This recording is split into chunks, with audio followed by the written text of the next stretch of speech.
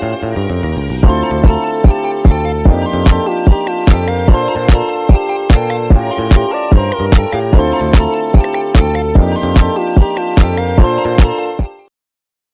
malam, terima kasih untuk kesempatan yang telah diberikan. Di sini saya akan memaparkan hasil dari ringkasan beberapa video yang telah diberikan.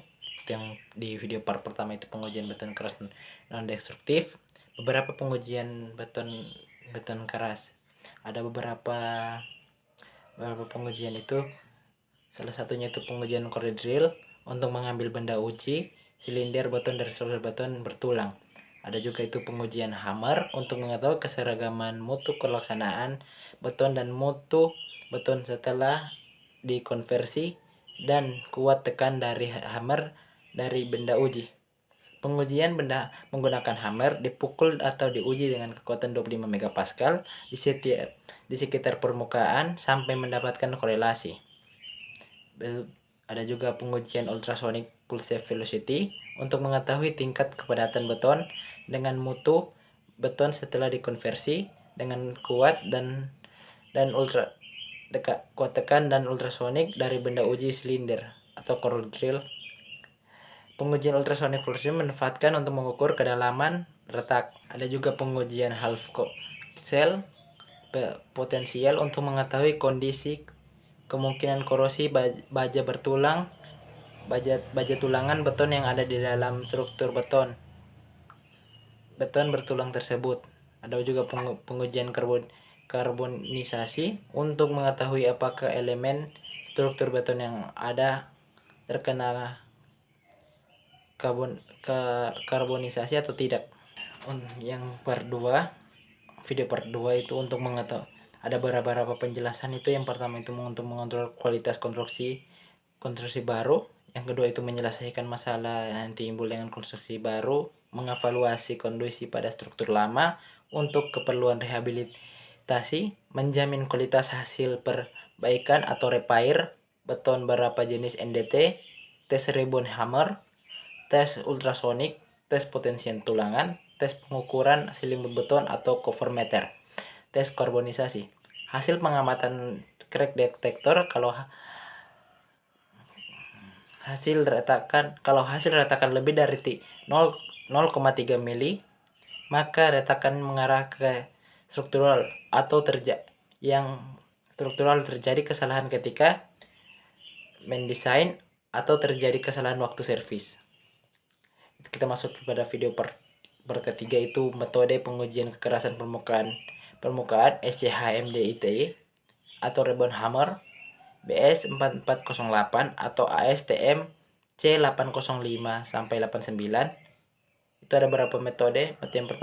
Ada beberapa penjelasan. Itu yang pertama itu metode pengujian ini dilakukan dengan memberikan beban impact pada permukaan beton, mempergunakan suatu massa yang diaktifkan dengan memberikan energi yang besarnya tertentu. Jarak pantulan yang ditimbul dari massa tersebut pada saat terjadi tumbukan dengan permukaan beton benda uji dapat memberikan indikasi kekerasan, dan juga setelah dikalibrasi dapat memberikan indikasi nilai kuat tekan beton benda uji. Permukaan tidak memberikan integrasi secara betul kekuatan betonnya atau Di sini kita akan membahas tentang kelebihannya. Hammer itu adalah murah. Yang pertama murah, bisa dibawa kemana-mana, pengukuran bisa dilakukan dengan cepat, penggunaan praktis, dan ada kekurangannya.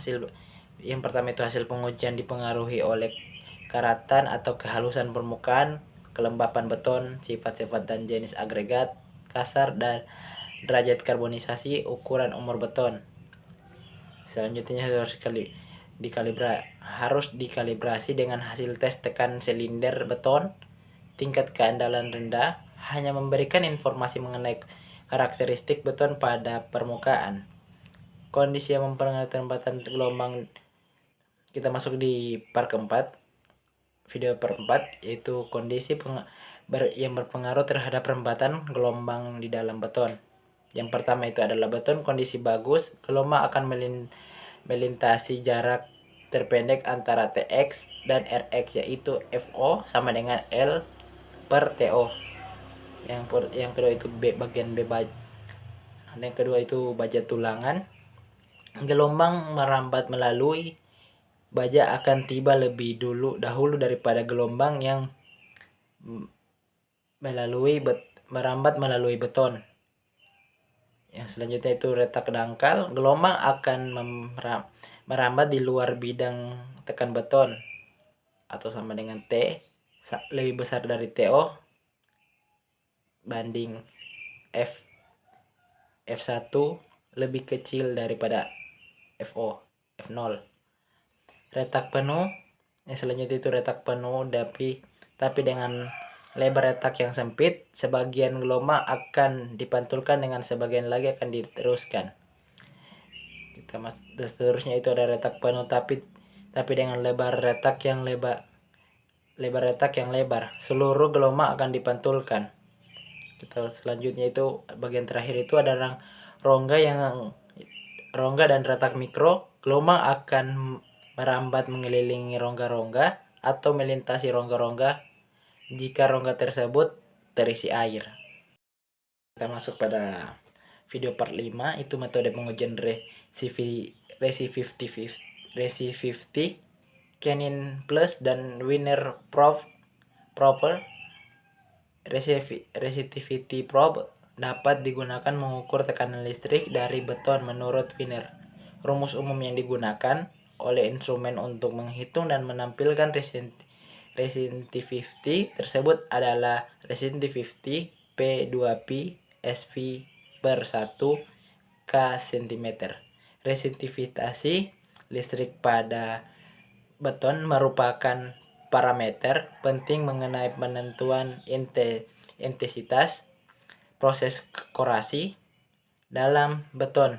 Dengan resistivitasi listrik tinggi, proses korosi akan lambat dibandingkan dengan beton dengan resistivitasi rendah.